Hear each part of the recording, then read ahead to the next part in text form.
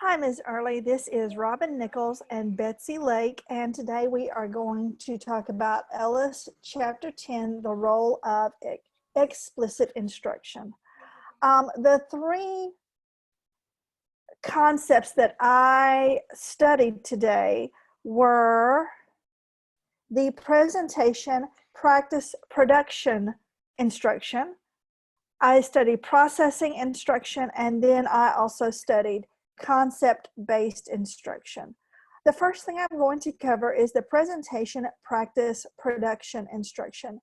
And there was no necessarily one person that developed this. This was based on a lot of common knowledge based on how you would normally present a lesson. So there was no one person that developed this. This is still a very common way of teaching a second language, and it's really still a common way of teaching any kind of concept. The three main concepts of this is that the concept is presented, the language concept is practiced in a controlled environment, and then thirdly, the language is produced more fluidly, organically, openly. And so what I would liken it to in a normal classroom situation would be kind of what we call a gradual release, where the teacher presents something and models it, and then the teacher and the students practice, both the teacher and the students practice with the expert and the novice practicing, and then the students practice on their own, kind of an I do, we do, you do kind of situation. It is the one thing that it is based on, or one thing that it makes it unique from the other two, is that at the end there is a lot of organic production. So at the end, that's the goal, is for like a lot of natural organic production. The second thing I'm going to talk about is processing instruction, and this concept was based on the input processing principles. It was developed by Bill Van Patten in 1996, and the three main concepts of this are the explicit explanation of the target structure, the explicit strategy training of why the strategy is the way it is, and then structured input activities. And like I said, this was based on input processing principles. The two things that both the presentation, practice, production instruction and the processing instruction, there are some commonalities that they have with them, that the concept is presented at the beginning and the concept is practiced in the middle. Now, at the end, this presentation, practice, production focuses on organic production at the end. I am sure that processing instruction also has organic production at the end, but it did not mention. There are structured input activities. So the structured input activities, I would think, would be more like language concept is practiced in a controlled environment. So number 3 over here would kind of equate to number 2 in this presentation, practice, production, instruction. And the third concept is the concept-based instruction, and it is developed by James Lantoff in 2006. The 3 concepts of this is that instruction needs to be organized around coherent units. Instruction needs to provide a material instantiation of target concepts, and that learners need to verbalize concept-based explanation to full understanding. And this is found on page 250 in the Ellis textbook. And he gives a good explanation of this, and I'm going to read directly from the textbook. It says, this class based Nigarella and Lantoff reported a study illustrating this approach. This study investigated L2 students in a typical university Spanish as an explicit instruction involved a schema for completing basis of action. The class met 3 times a week for 15 weeks. My mom's in a meeting right now. I'm sorry if you can hear my daughter. I apologize. It consisted of a flow chart for learning. I lost my train of thought. I lost my place. Consisted of a flow chart that led the learners through a series of questions to help them understand when to use the preterite and imperfect tenses in Spanish. The students were asked to verbalize the schema 6 times while carrying out a number of oral and written exercises. Oral and written activities based on interactive scenarios in which learners argued for their preferred course of action. Mom, could you be quiet a little bit? Hang on. They then produced a written version of the scenario. So not only are they verbalizing the concept, but they're also verbalizing examples or use of the concept.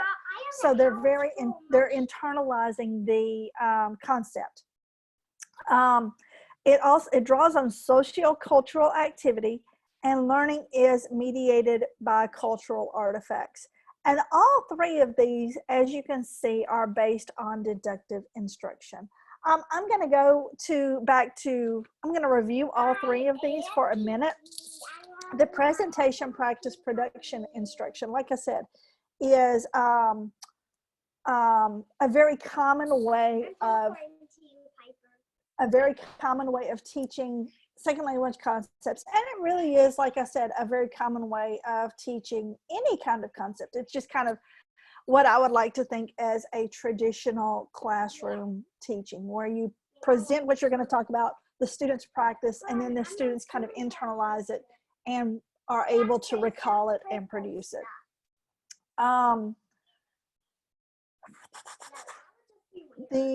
Let's see, there were a number of studies that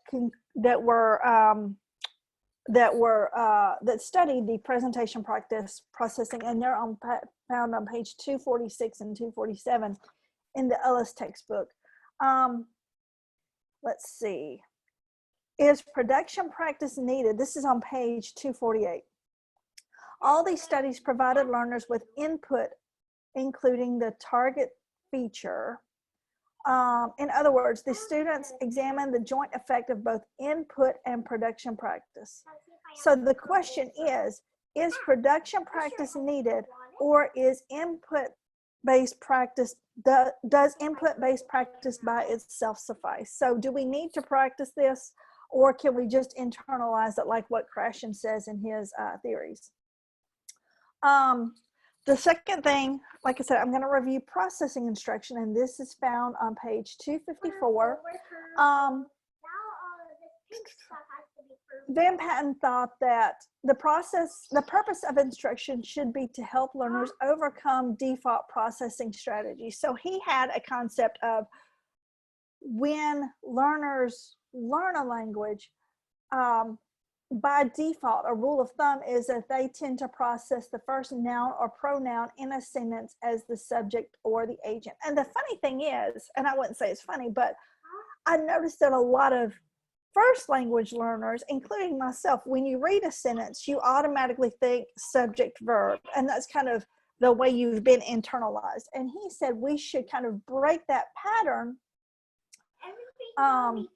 The purpose of instruction should be to help learners overcome these default processing strategies. And the question that I had was, well, even as native English speakers, I think, well, the first thing that I come across, usually the way a sentence is normally structured, you have your subject, and then you have your verb, and then you have your direct object. So as native English speakers, should I break those habits? I really don't know, because you kind of internalize it and you really don't think about about certain rules or anything. You just read the sentence and then you kind of internalize it, and then you output. And it's very subconscious. So I was thinking about that. Second, only grammatical features that are governed by these principles are deemed suitable targets for investigating the effects of processing instruction on acquisition. So in other words, only grammatical features like subjects or verbs or grammatical features You can only target those for investigating the effects of how you process on these concepts. For example, English past tense is a good candidate for instruction because learners are likely to fail to notice inflections on the verb. I really couldn't think of anything like that when I tried to learn a foreign language. The only thing I could think of was like maybe passé composé in French or something like that, but I couldn't really think of anything. And then the third thing that I was going to talk about, that I was going to review, was the concept-based instruction. And I can see where this would be a very good way of learning a language, where you not only repeat the rule, but you also can kind of internalize it and repeat how you would use it. That's the takeaway I got from that. They were able to verbalize the schema, and then they were also able to have oral and written activities. So they understood how and they understood why. And that's the takeaway I got from that. Anyway, so I really enjoyed this chapter.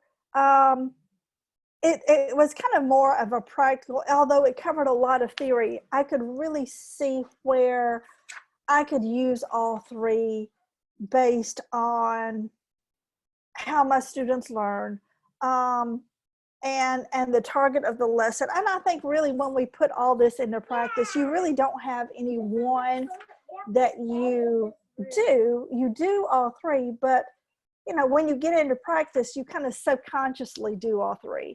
You know, I don't think as teachers we say, oh, I'm going to use processing, you know, practice production instruction or processing instruction. We just do it. And, you know, we kind of think about it after the fact.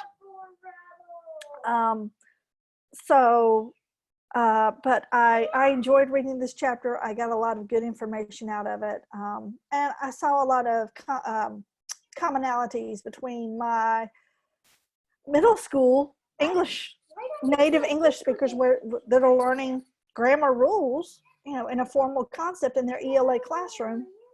And then I also saw how these could also be used in the L2 classroom. So thank you very much, and I'll take it over to Betsy. Thank you. Hey, great presentation. Thank you. Thank you. It's fun to listen to. Okay, I'm gonna go ahead and share my screen. And I did a Prezi. Yeah. We can have this for All right, hoping you can see my screen okay. Yes. All right, so What's happening to the disc? I also focused on processing instruction as well. And I have a couple notes on this one. So the first thing is processing instruction draws on Van Patten's input processing principles from 1996, as Robyn already stated, and emphasizes the need for comprehension-based practice. So I also really liked how you brought, when you talked about your two instructions, you talked about how practice was kind of a key factor in both of them, and I also noted that in doing my reading.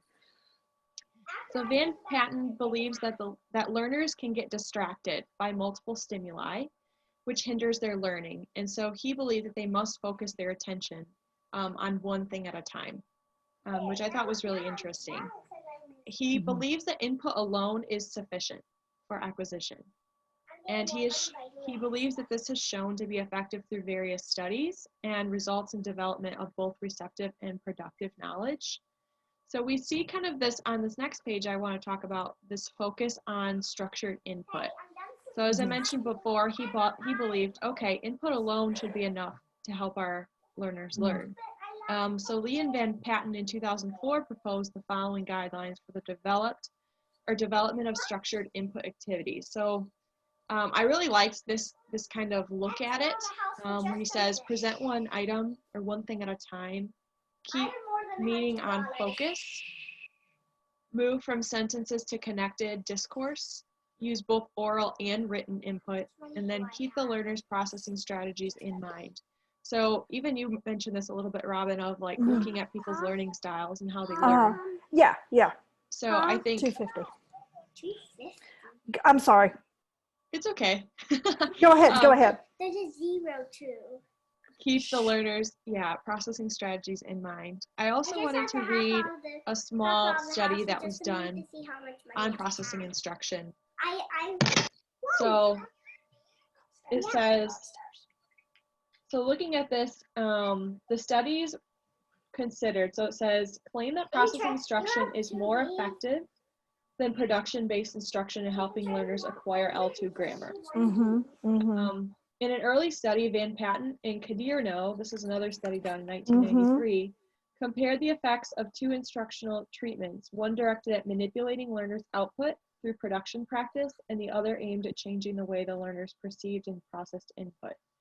So this is coming from page 255, if you want to follow. Right.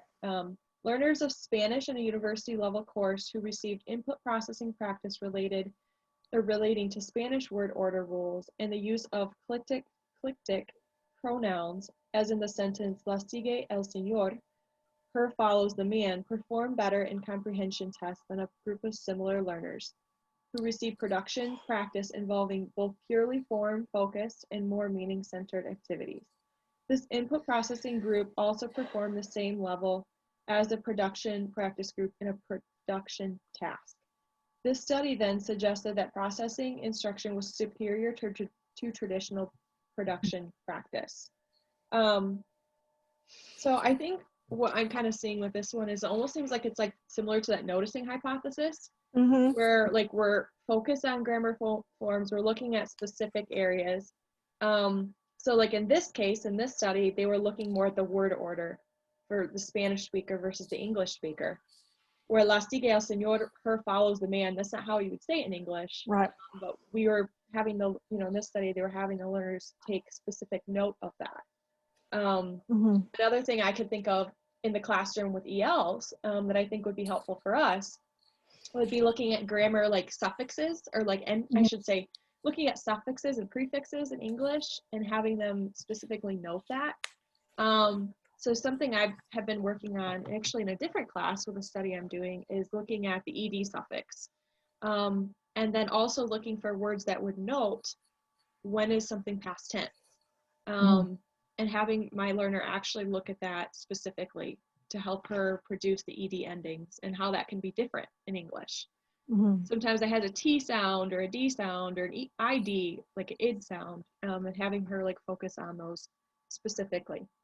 However, I do think it's interesting how they don't actually do so much production and practice, or they don't focus so much on production in this one as they do just kind of noting it and having them read it and notice it. Right. So, anyway, I thought this was an interesting study, and it seemed to have some positive conclusions. So the next one I want to focus on is consciousness-raising instruction.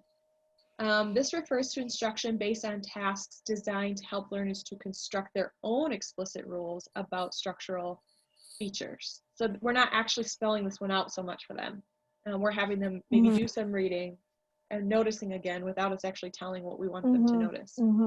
This type of instruction does not include comprehension or production practice activities. So that is actually similar probably to my last one with that a little bit. Makes use of consciousness-raising tasks, guiding learners to analyze the data and come to their own conclusions and ways to implement grammar rules. And then I wanted to take a look at this study done by Ekereth in 2008, which found this instruction to be quite useful. So it reads on 259, page 259 in the Ellis textbook. A number of studies have investigated consciousness-raising tasks.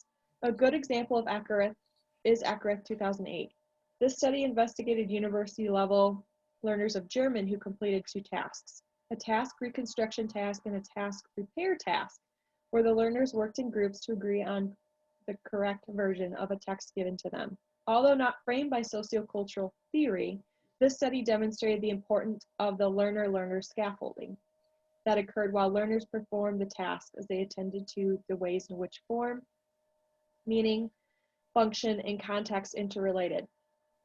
Ekereth also investigated the effects of tasks in tests designed to provide measures of explicit knowledge of target features. He reported significant gains between both the pre-test and the immediate post-test, and also between the immediate and delayed post-tests. In other words, the learners showed incremental gains across a period of the study. So I thought that was like pretty significant. So not only did they notice a difference between pre and immediate post-test, but also for a longer duration too. So just by making the learner aware, by making them be aware, be self-conscious of what they're seeing, that actually was enough to make them note in the future and make changes to their speech or to their writing. So I thought that was really important too, because it shows that it has been effective in helping learners develop explicit knowledge. So that was another one I wanted to bring up today. And lastly, feedback. So I think it was actually in this class, correct me if I'm wrong, Robyn, that we read another chapter. I think it was one of our journals that we did maybe, on this feedback and what are types of feedback that are most useful. It all blends together in my head. Me too. I think it was this class though. I don't think it was my last class, and it was out of the myths textbook or myths book that we read, I think. Okay. I think so. I don't remember. Maybe it's partly my own study that I'm doing for my research paper. I don't know, but I thought this was especially important because it said in this book that feedback can be positive or negative, and that's not necessarily so much like to be like a plus, like a like either like encouraging or derogatory, not really in that way, but more of, hey, feedback can be positive in saying that we're congratulating the EL for doing a good job, or just encouraging them, period. Where negative is just pointing out, hey, actually, let's work on this a little more. I noticed that you said it this way. Let's look at that closer. And then the explicit types of corrective feedback tend to be more effective than the implicit types. So I think especially when we're looking at the role of explicit instruction, feedback is very important to look at.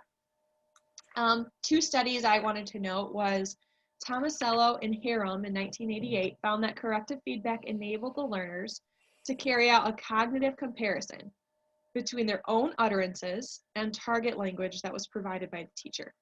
So we can kind of see that corrective feedback play out in that study.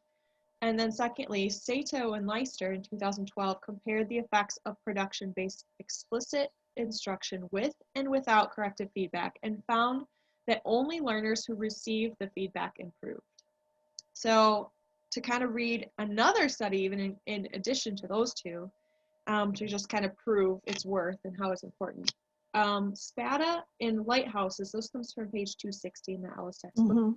1993 study suggests that this might be the case. In this study, an experimental group received explicit instruction consisting of explicit explanation, focus on forms, and focus on form activities in corrective feedback. A comparison group did not receive the explicit instruction, but the teacher regularly corrected their errors. The experimental group improved accuracy in the use of target structures, but so did the control group. This study suggests that as long as learners receive feedback, there may be no need for explicit grammar lessons. Feedback is viewed as important for acquisition in all theories of L2 acquisition, cognitive and social. It is tempted to conclude that it is the single most important factor in explicit instruction, especially if the feedback is sustained over time. So it really made me think a little bit more again on feedback and types of feedback that we can give our learners in the classroom. So I'm trying to like reflect back. I'm hoping I can remember this accurately. But the two that I remember looking at in specific examples of, okay, so our learner makes an error or they say something wrong. How do we get them to notice that? Are we actually telling them oh, hey, you said this wrong, and then just trying to fix it? Or are we asking them in a different way? Oh, wait, what did you say? Can you say that again? And making them think about it more. Right. Or even just saying, let's say they said something in present tense when they're actually meaning to say past tense. And they said, yesterday I watered the flowers. Would we say, wait, water? And make them pay special note to watered versus water. And just what is going to be the most effective way to do that? So I think feedback is really, probably in my opinion, probably one of the most important things. Yeah. Well, let me ask you this, Betsy. So, what is our natural habit if we are trying to correct a student? So, for example, I think automatically I would default to, instead of questioning, I would just go ahead and give them the correct form. But that's just my default. That's what I would do. I think it might take a little bit of mental reprogramming on my part to incorporate other types of feedback. Yeah, I really want to find that example. I think it's right here. Let me just grab it really fast because it's just really interesting.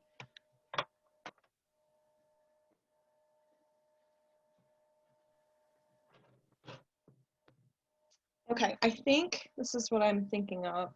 I believe. Oh, you know what? I know it was in my journal entry that we did, and I'm positive it was for this class. Let me see, 610.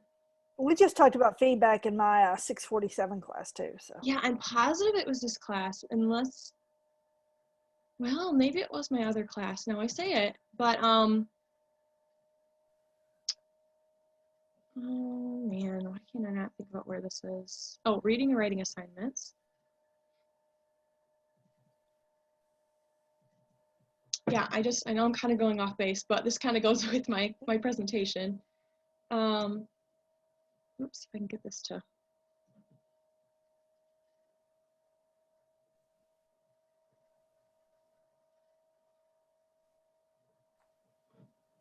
Where did I write this? I know I wrote this I'll tell you what, while you're looking for that, let me tell you a little bit about what, and this is for reading and writing, which is my 647 class. And we were talking about feedback, and it was feedback in writing.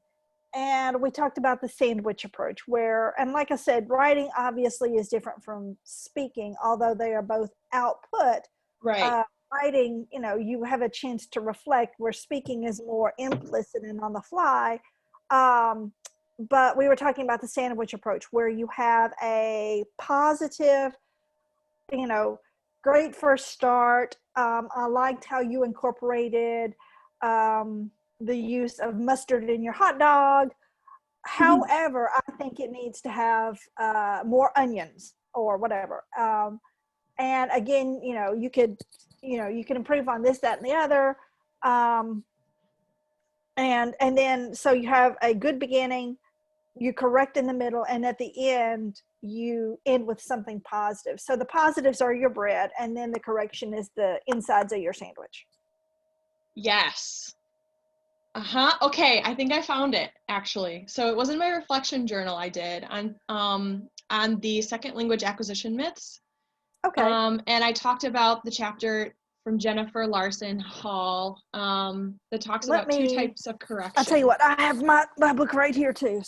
And so this kind of goes with, I guess, my presentation when I'm looking at feedback. But she talks about two kinds. She talks about recast.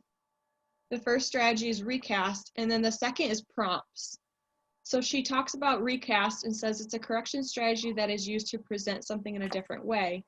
And this strategy is the most frequent type of correction used by educators for language learning, although it is not always the most productive. Is that on page 109? Do I have? Yes, I think so. Yeah, because I have 110 right here. Yeah. Oral correction.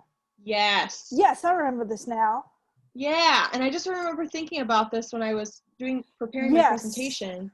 And I should have looked at it before probably. But yeah, so we talked about what are the best ways to correct, and they were saying that recasting something is not always the most effective, especially for new learners or low-level learners, because they don't always catch on to what you're trying to tell them. Where sometimes like the ones that are a little more advanced, they do catch on a little more. But what they're saying is prompts tend to be the best way because it causes the learner to repair their own utterances. Instead of pointing it out in such an ambiguous way as a recast would be. And it says that tends to be the most effective because it causes the learner to notice their own error and then come up with a solution. And so Right. I thought that was really interesting because you're right. I think I would tend to probably recast something more. And they said that most people do. And one of the reasons they do that is because that way it doesn't make the learner feel like they're doing something wrong always. But sometimes we have to like make them aware of the error so that they can fix it. So here's like an example of a recast. So on page 109, the student says, I usually use my cell phone to send email or to send email. Right. The teacher goes, oh, you usually use your cell phone to send email? So she already fixed it for the student. Yes, the student says. So like that would be an example of the recast, which is not always as effective. And I find myself doing that a lot with my students. Like, just like rephrase it for them. And then they're like, oh yeah. But then like they're not fixing it because I'm fixing it for them. Right. So it's just that input based without the output. Yeah. Where I think, see if I can give, is there another example for,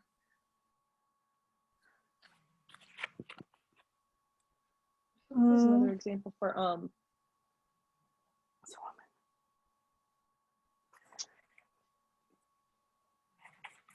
maybe they don't give an example. I think there may be one on, let's see. I feel like there was, and I can't remember where it was, but. Yeah.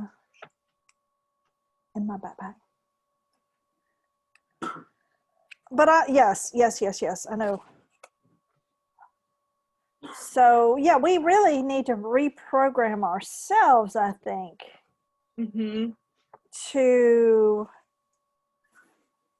not automatically correct, because sometimes we're focused on getting our, and I think part of it is that we're so focused on getting our point across in instruction that we, you know, like I said, subconsciously we just go ahead and recast and just move along with what we're trying to do instead of really focus on the learner and how he or she is learning. Yeah, because I think we recognize the importance of correction because we want to correct and give feedback. That's what the learner's expecting us to do too. Like as the native speaker and like teacher and instructor and tutor, like they want us to help them and help them get better. So if we don't say anything, they're gonna wonder what we're doing. Like, are we even helping them? But here's some examples of some prompts that can be helpful. So if someone says, like this is an example, the student says, I have 2 brothers and 1 sister. So we could say, what should the word be after 2? So they have to look back and say, I have 2 brothers. Oh, brothers. So then they have to fix it themselves. Right. Or we could say, another prompt could be 2 brother. Like making the question that. Or, hey, could you say that again? So like hoping by having them say it again, they might catch it. So, but it's more making them find it. So I don't know.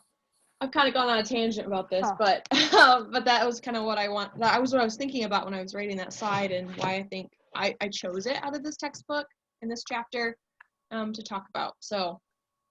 Okay. So. But anyway, going back to what maybe the most important, I really did like the one that you talked about, the PPP, the present. What was it? The presentation practice production. Yeah. Yeah. Yeah, so we could talk about that. And let's see. So going back, we both did the comprehension. Where is it? Hold on page 234. No, 254. I can't read. 254, the processing instruction. So since we both chose that can automatically go on the list because we both chose that. We both thought that was important. But anyway, yeah, so the presentation practice instruction, and really that's pretty much the way. I mean, think about it. When you are in class, your teacher presents something to you and then you have a controlled environment, especially let's just say an English class. And I'm not talking about an L2 English class. I'm talking about your just high school basic English class. My English teachers presented something to me in a grammar context, and then, or math, let's say even math. And then we practiced that concept, and then, and you always think, oh, where am I going to use this in the real world, especially in math? But then you realize that maybe you can do something with that concept and you can use it in kind of an organic way. And like, for example, I'm thinking, let's take English out of the equation. Let's say math. So you learn about angles. And so you learn about the formulas for angles, or the formulas for finding, the square area or whatever. And then you practice it. And then, it may be years on down the road, but then you think, okay, how much carpet do I have to put in this room? And how much is it going to cost to put carpet in this room? And then think about, okay, well, I remember that formula in high school, or you have to look it up, but at least you might remember the concept of it. But and there was something that I found interesting. Golly, where was it? Or was it even in this one? Explicit instruction. It was, I can't find it. Conscious raising, communicative tasks, delayed test. I thought it was interesting because, and I don't remember where I saw it, maybe you can help me out, Betsy, where a certain type of instruction, and I should have marked it, and I probably did mark it, and I've marked so much stuff that I just got lost in all the markings. But a certain type of instruction was better for the immediate recall. So if you gave an immediate post-test, a certain type of instruction, the students scored better.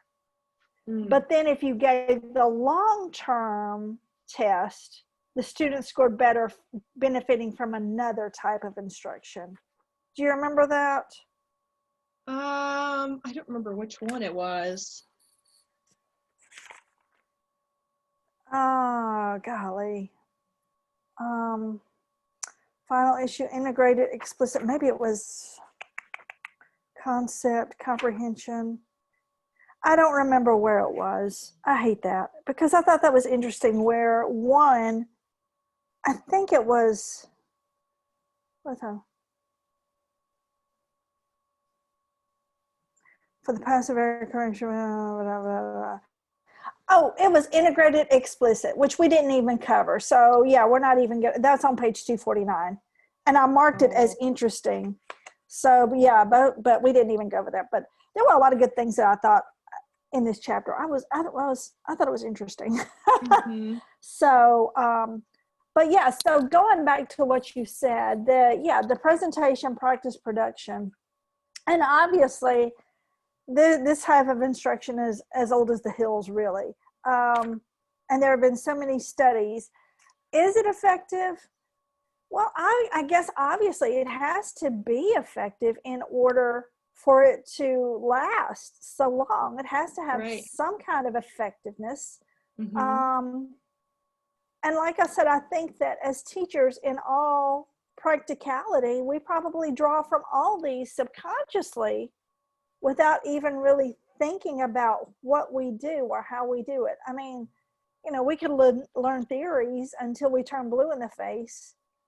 But I mean, let's face it, when we actually get in the classroom, we're not really thinking of the theory, we just do it. And we may subconsciously use that theory, but we don't really say, oh, I'm learning, Van Patten. I'm going to integrate Van Patten into my instruction today. Right. So anyway, so I think that let's put that one at the top of our list then, I think, PPP. And then I think feedback comes right after that. Because then as they're practicing, we're giving them feedback. Right. Well, that integrates into the presentation practice production because you have to receive feedback in order to improve in your practice. Mm-hmm. Yeah. So, and then once you master that concept, then, once you have that appropriate feedback and are able to produce that concept organically. So yeah, feedback. Let's see. And then we also said processing instruction because we both mentioned that. Yep. I think that's probably third. Yeah, I think so too. I liked how Van Patten kind of, he took it kind of slow in my opinion, as far as,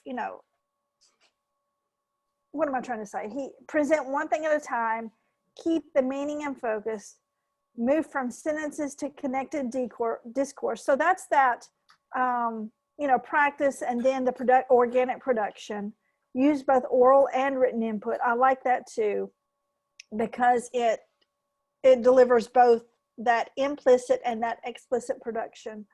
And then keep the learner's processing strategies in mind. So, in a way, that's kind of like maybe the gentle approach, kind of, so to speak, Mm-hmm. for lack of a better term.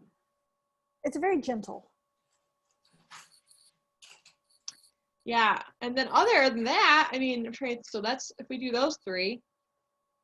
Okay, so we have comprehension one that I talked about, or not comprehension, consciousness raising. I like that one too. Yeah, so getting them to focus on and figure out what's going on, what's wrong, and that had, was proven to be effective. Okay, so and then the last one would be concept based. Yeah, sounds good to me. Okay, well, down to 2. INSTRUCTO. So do we want to say anything about concept-based instruction? So we've already talked about the PPP. We've talked about feedback, processing, consciousness raising. Do you want to say anything extra about consciousness raising? No, I think I went over it enough. Okay. I think, biggest key on that is just having the learner find and call out what they're noticing. In order to then kind of fix their own errors, and not necessarily always having to tell them that. And because they can recognize it, then they can recognize it again in the future when they're being tested, or they come up to different scenarios. Yeah, and you mentioned that, and I wanted to say something because you brought up something that I was thinking about. It's that metacognition. That's what I was going to say about that. Metacognition, where not only do you think about the concept, but you also thinking about the concept. Yeah. And so, in a way, that's kind of making that idea concrete in your head, because you're able to internalize it and understand the why along with the how. Mm-hmm. Could be. So, okay, so that's that. And then, and then, the concept-based instruction, I like the way they not only talked about the students talking about the rule, but then also putting the rule into practice. And it seemed they were doing it at the same time. Let's say, I don't know, you would say the rule, the verb goes, the direct object goes after the verb, and then practice how the direct object would go after the verb. So I liked all of them. So I think we can include all 5. I think so too. I think so. Okay. Well, Robyn, as always. That was quick. It was a pleasure. And catch you on the next one. Okay. All right. Thanks, Miss Early. Thank you, Ms. Early. Have a good day.